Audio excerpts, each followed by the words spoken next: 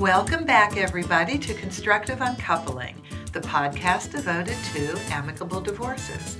I'm Judy Weigel, your host and amicable divorce expert. Why? Because that's all I do, or attempt to do, amicable divorces. We've had several podcasts now on different generations' philosophies about marriage and how the institution is changing. I had a millennial attorney talking about millennial divorces. That was a great podcast and something I think everybody should listen to. But as I continue to work with people filing for amicable divorces, mediating for amicable divorces, one thing is it really rings true, and that is people don't really understand what marriage is insofar as the state and government's concern and influence over marriage, so that when they get divorced, they're shocked. It's all about money. And I say to people every single time I meet with them, marriage is a financial relationship. And when we go to the courthouse in any state to get a marriage license, it's because we're starting a financial contract with the other person. And just like in civil court, when contracts are going to be broken, business partners will no longer work together. It is a government process. It's a process of filing in court in order to untangle that financial relationship. So the same is with marriage. And I'm thinking if we do enough work on what divorce is, it will influence people when they decide to get married and really give people pause for thought before they enter into this, now you know, financial relationship. I also mediate a lot of prenuptial agreements. I don't write them, only attorneys can write them. And in order for them to hold up in court, only attorneys can be part of the writing and signing of the prenuptial agreements. But I save people a little bit of money by mediating first. My fees are less than attorneys' fees. Also, when I'm mediating the prenuptial agreements, I not only look at what you want to keep as separate property, but I also go into, well, what are you going to do to create community property? Because you're going to create community property whether you realize it or not. Let's talk about what that is. What is community property and how can you create it even unknowingly? And then you can decide, well, is this something we want to do or not do? So this particular podcast is really devoted to the origins of marriage, how the institution of marriage was created as a state contract, the way we know it now, so that you can understand what you're getting into and maybe do things a little bit differently if you can. So I'm going to read from 3 different sources for you. And the first source is going to be from a publication called The Week. The title of it is The Origins of Marriage. How old is this institution? And this is really going to surprise a lot of you. So here I go. The best available evidence suggests that marriage is about 4,350 years old. For thousands of years before that, most anthropologists believe families consisted of loosely organized groups of as many as 30 people, with several male leaders, multiple females shared by them, and children. As hunter-gatherers settled down into agrarian civilizations, society had a need for more stable arrangements. The first recorded evidence of marriage ceremonies uniting one woman and one man dates from about 2350 BC, before Christ, in Mesopotamia. Over the next several hundred years, marriage evolved into a widespread institution embraced by the ancient Hebrews, Greeks, and Romans. But back then, marriage had little to do with love or religion. So This is really important to know because the way a lot of us think is marriage was created by God and religion. Well, this disagrees with that. So let's go further. What was it about then? Marriage's primary purpose was to bind women to men and thus guarantee a man's children were truly his biological heirs. Through marriage, a woman became a man's property. Okay, women, settle down because you know it's changed. In the betrothal ceremony of ancient Greece, a father would hand over his daughter with these words, "I pledge my daughter for the purpose of producing legitimate offspring." Among the ancient Hebrews, men were free to take several wives. Married Greeks and Romans were free to satisfy their sexual urges with concubines, prostitutes, and even teenage male lovers. Did you get that? And even teenage male lovers, while their wives were required to stay home and tend to the household. If wives failed to produce offspring, their husbands could give them back and marry someone else. I don't know, I'm thinking maybe some women would actually like that. Who knows? When did religion become involved? As the Roman Catholic Church became a powerful institution in Europe, the blessings of a priest became a necessary step for a marriage to be legally recognized. By the 8th century, marriage was widely accepted in the Catholic Church as a sacrament or a ceremony to bestow God's grace. At the Council of Trent in 1563, the sacramental nature of marriage was written into canon law. Did this change the nature of marriage? Church blessings did improve the lot of wives. Now this is interesting because we think of at least the Roman Catholic Church as very male dominated. Well, obviously, still it is. And very much in favor of men being superior. But I found this fascinating when I read this. So again, church blessings did improve the lot of wives. Men were taught to show greater respect for their wives and forbidden from divorcing them. Christian doctrine declared that the twain shall be one flesh, giving husband and wife exclusive access to each other's body. This put new pressure on men to remain sexually faithful, but the church still held that men were the head of families, with their wives deferring to their wishes. Now, let me just get tangential a minute, because in Los Angeles, where I work, we have a diversity of cultures. I have been privileged to work within the Middle Eastern culture and the Jewish culture. And these are still very driven by Muslim and Jewish law, in that if you are Orthodox Jewish, there is this thing called the get. It could be spelled G-E-T-T or G-E-T.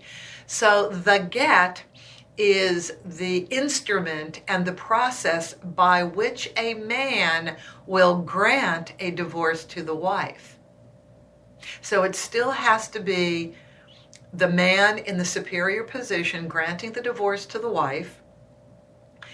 But then I realized only recently this year, I learned that the woman has to accept it. See, I didn't know that part. So the man has to initiate by allowing the divorce to happen and granting it to the wife, but the wife then has to accept it. I've not had a situation where the man granted the divorce and the wife didn't accept it. I haven't yet done that, so maybe I can interview somebody. In fact, I will. I know exactly who to interview for a future podcast, a woman who is completely versed and an expert in Orthodox Jewish law insofar as it affects divorce. Esther Machner is her name, and she's going to be very interesting when we bring her on the program. But this article just focused on the primary religion that we know in this country, which is the Christian religion, and we're going to introduce the Jewish religion to you next. So next section. When did love enter the picture? Later than you might think. For much of human history, couples were brought together for practical reasons, not because they fell in love. In time, of course, many marriage partners came to feel deep mutual love and devotion. But the idea of romantic love as a motivating force for marriage only goes as far back as the Middle Ages. Naturally, many scholars believe the concept was invented by the French. Well, I didn't get that. Its model was the knight who felt intense love for someone else's wife, as in the case of Sir Lancelot and King Arthur's wife, Queen Guinevere. 12th century advice literature told men to woo the object of their desire by praising her eyes, hair, and lips. So that's where we get these traditions of flirtation. Did love change marriage? It sure did.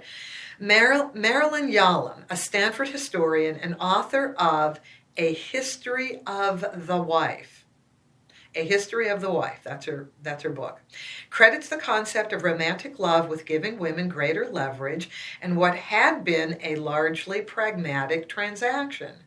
Wives no longer existed solely to serve men. The romantic prince, in fact, sought to serve the woman he loved.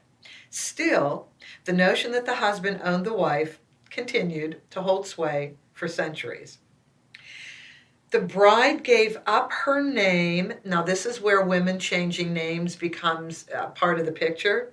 The bride gave up her name to symbolize the surrendering of her identity, and the husband suddenly became more important as the official public representative of two people, not one.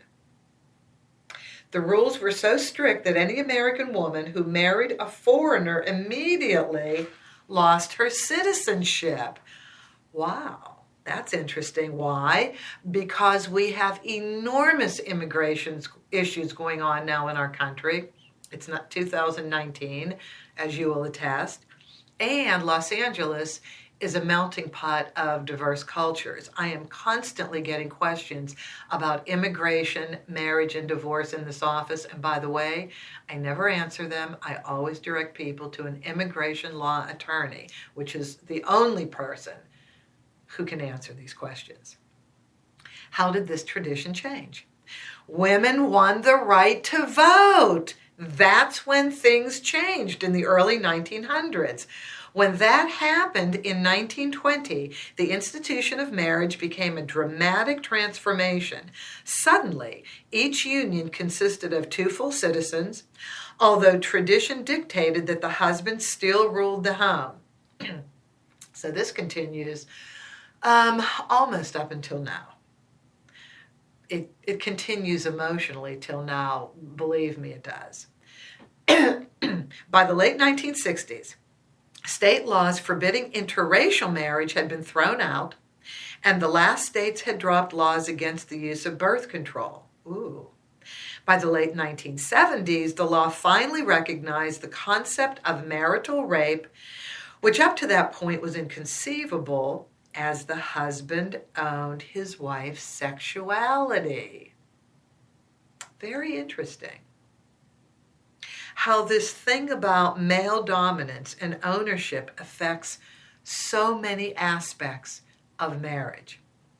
The idea that marriage is a private relationship for the fulfillment of two individuals is really very new. So says historian Stephanie Coontz, the author of The Way We Never Were, American Families and the Nostalgia Trap.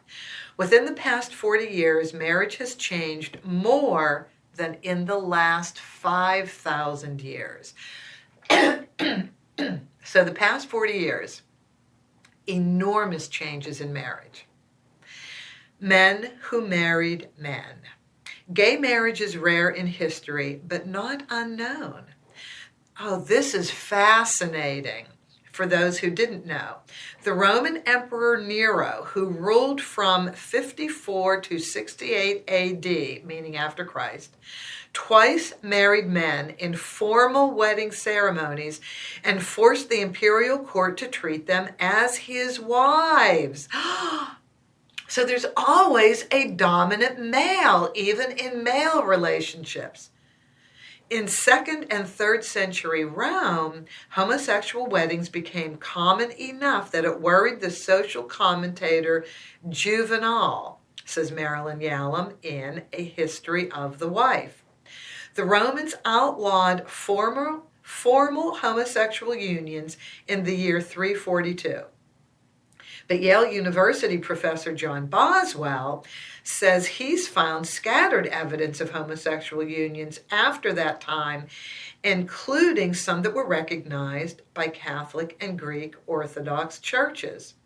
In one 13th century Greek Orthodox ceremony, the order for solemnization of same-sex union, the celebrant asked God to grant the participants grace to love one another and to abide unhated and not a cause of scandal all the days of their lives, with the help of the Holy Mother of God and all thy saints.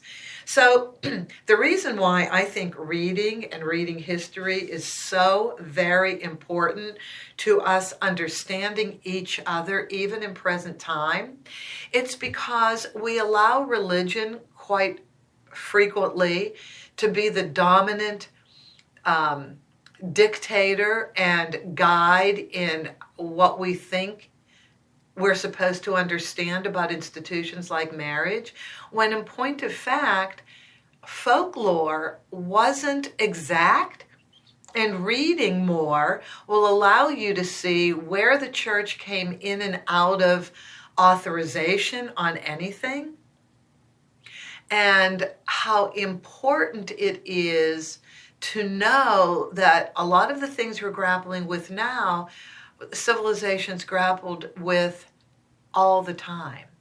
So certain things aren't new, but to allow ourselves to be dictated by an institution that may not be teaching us history, it's really important that we learn history, and then you can decide for yourself whatever you want. Then it is what it is, but at least you're making decisions based on a little bit more accurate historical information. Now, here is another place. It's livescience.com, where I learned a little bit more about the history of marriage. Some things are different, some things are the same as I just read. So, here we go. Moonstruck Partners pledging eternal love may be the current definition of marriage, but this starry-eyed picture has relatively modern origins only. Though marriage has ancient roots, until recently, love had little to do with it. So, yes, Tina Turner, what's love got to do with it? You were spot on, girl, spot on. Money, more than love, and organization of human beings had far more to do with marriage than love. What marriage had in common was that it really was not about the relationship between the man and the woman, said Stephanie Kuntz, the author of Marriage, A History, How Love Conquered Marriage. It was a way of getting in-laws, of making alliances and expanding the family labor force. But as family plots of land gave way to market economies, meaning we became more of a city-oriented culture rather than an urban agrarian culture. We became more a rural agrarian culture. We became more citified, so to speak. And kings ceded power to democracy. So there was a shift in government along with a shift in the way the economies work. So we went to market economies, less farming. We went to democracies, less royalty and dictators. And the notion of marriage transformed with these two changes in how we made money and how we were governed. Now, most Americans see marriage as a bond between equals that's all about love and companionship. And by the way, there's look on the internet and type in 5 myths about marriage, and you'll see this as one of them. That changing definition has paved the way for same-sex marriage and the Supreme Court ruling which struck down the Defense of Marriage Act, DOMA.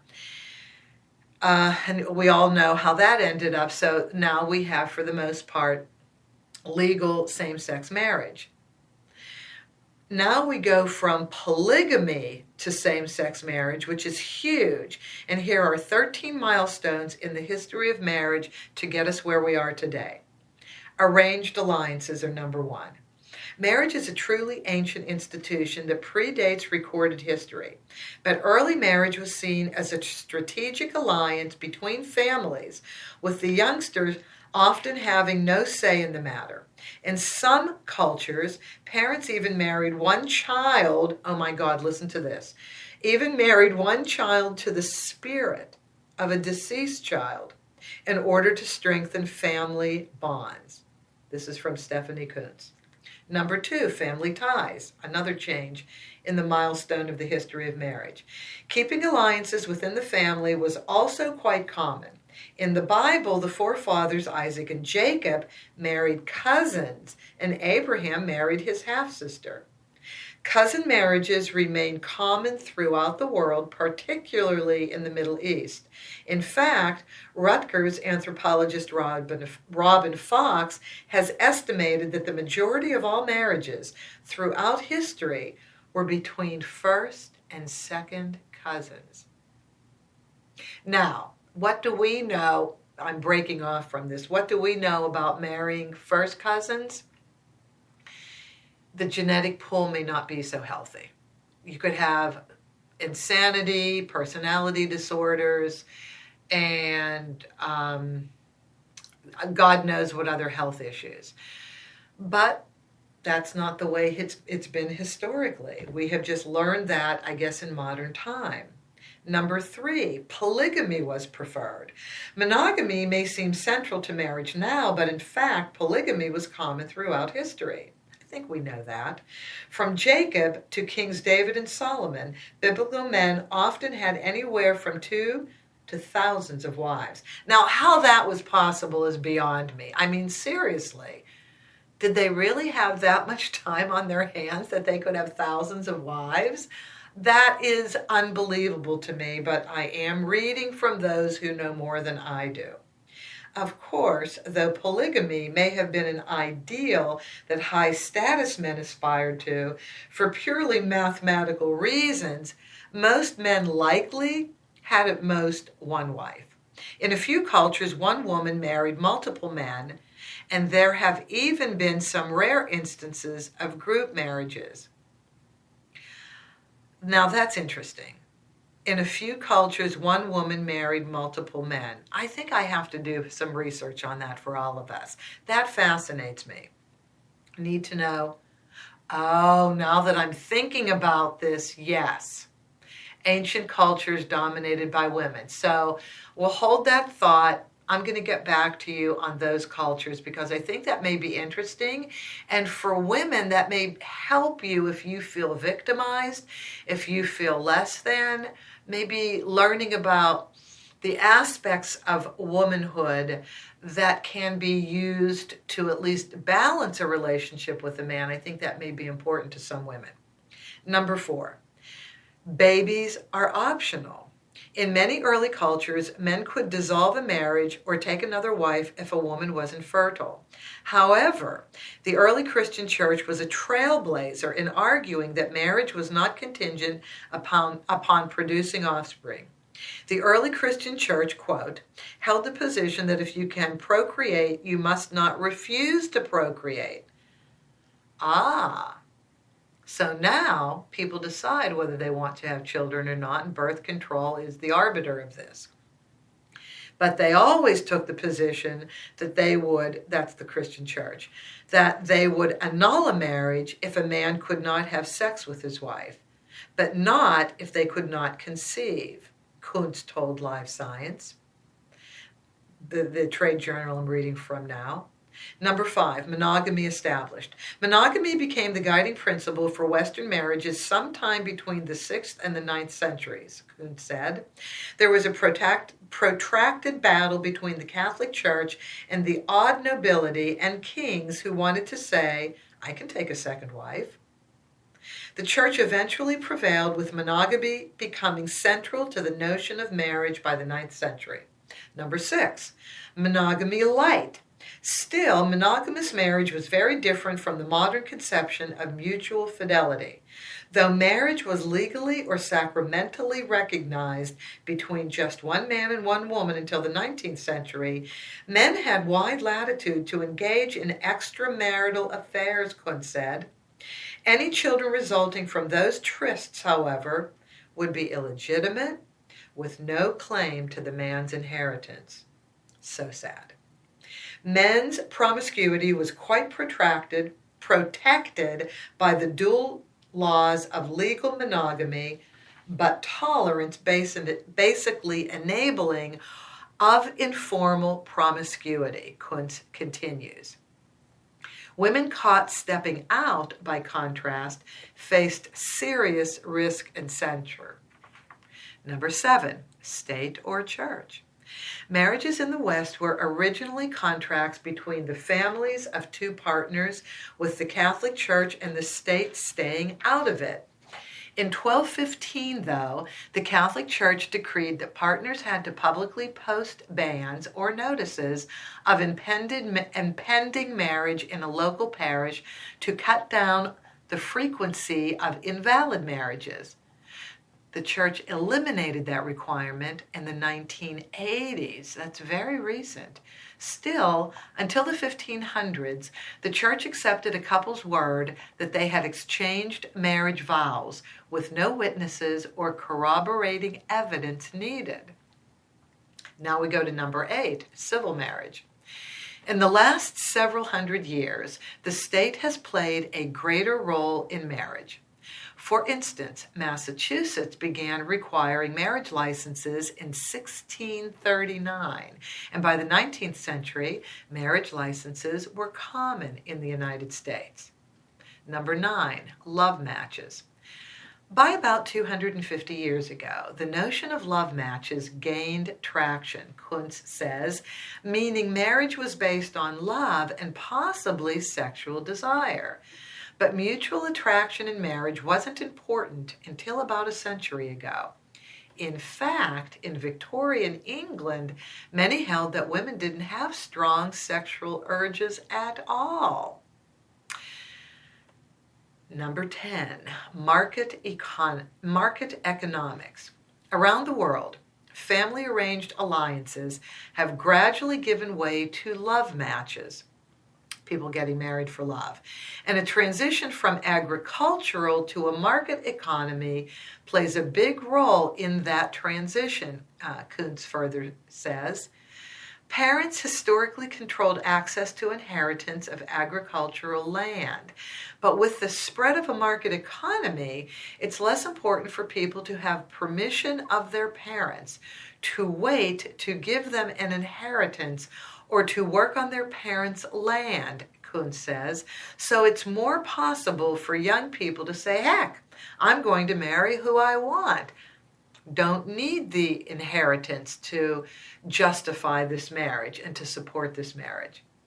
In fact, while people are living, this is me now, people are living so long, my mother's 96, there aren't going to be inheritances left. So, we went from learning that the market economy, urban to rural, or rural to urban, and from royalty to democracy changed marriage. And now we're also learning that people are waiting to get married longer, and our parents are living longer, using up all their inheritance anyway. The children's inheritance. I will get no inheritance. My mother is in great health and 96, and I want her to use all the money she has. So finishing with market economics, modern markets also allow women to play a greater economic role, which lead to their greater independence. And the expansion of democracy, with its emphasis on liberty and individual choice, may also have stacked the deck for love matches. Number 11, different spheres. Still, marriage wasn't about equality until about 50 years ago. At that time, men and women had unique rights and responsibilities within marriage. For instance, in the United States, marital rape was legal in many states until the 1970s, and women often could not open credit cards in their own names. Women were entitled to support from their husbands, but didn't have the right to decide on the distribution of community property. And if a wife was injured or killed, a man could sue the responsible party for depriving him of, quote, services around the home, end quote. Whereas women didn't have the same option. Kunz continues. There's so much to say about that passage, right? I know, the wheels are turning. But this all has to do with men owning women. That has changed. Women have a different voice. But now we at least know that if you're married, if you're a woman listening to this, and you're married to a man who actually treats you like he owns you, go back and look at how he was raised. Look at how old his parents were. Look at the culture he came from. And so instead of getting mad at him, deal with it. You know, you have to deal with this in a different way, women, because we don't even know that we're products of the culture that we grew up in. We don't really even think about that we're repeating the behavior of our parents. And maybe we don't even agree with how our parents think, but it's so inbred in us, the way we were brought up, that we then become our parents when we're married.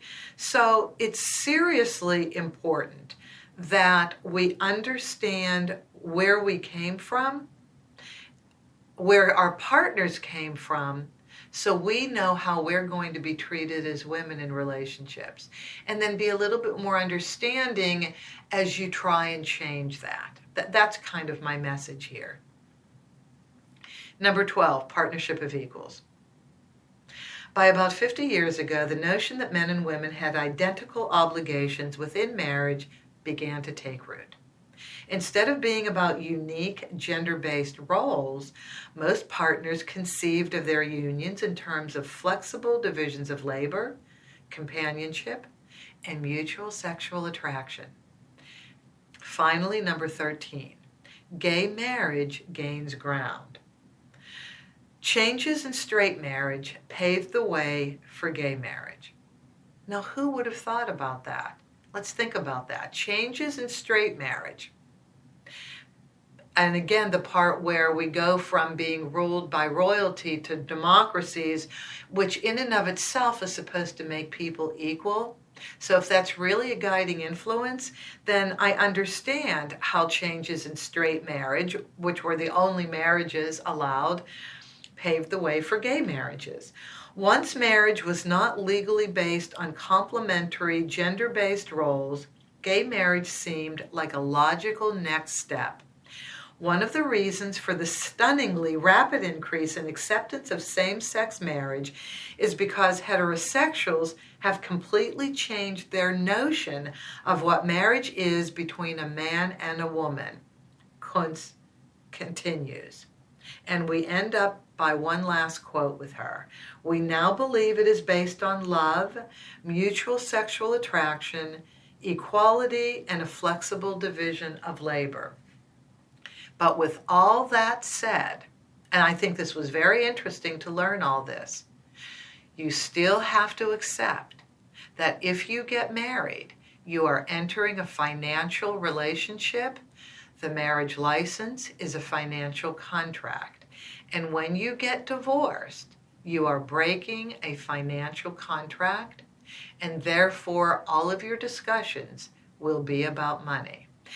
But I'm so happy that you joined me in this episode, because I think it will be extremely helpful for any of you contemplating a divorce or in the middle of the divorce to understand certain behaviors of your spouse and to maybe deal with them a little bit better so you can ease the landing into divorce. Thank you very much for joining me on this podcast, Constructive Uncoupling. If you would like to reach me, your host, Judy Weigel, feel free to email me at Judy, Judy, @constructiveuncoupling.com. Judy, Judy, at constructiveuncoupling.com. Or please feel free to look up my business, Divorce Resource Incorporated. Divorce Resource Incorporated in Los Angeles. Look through my website.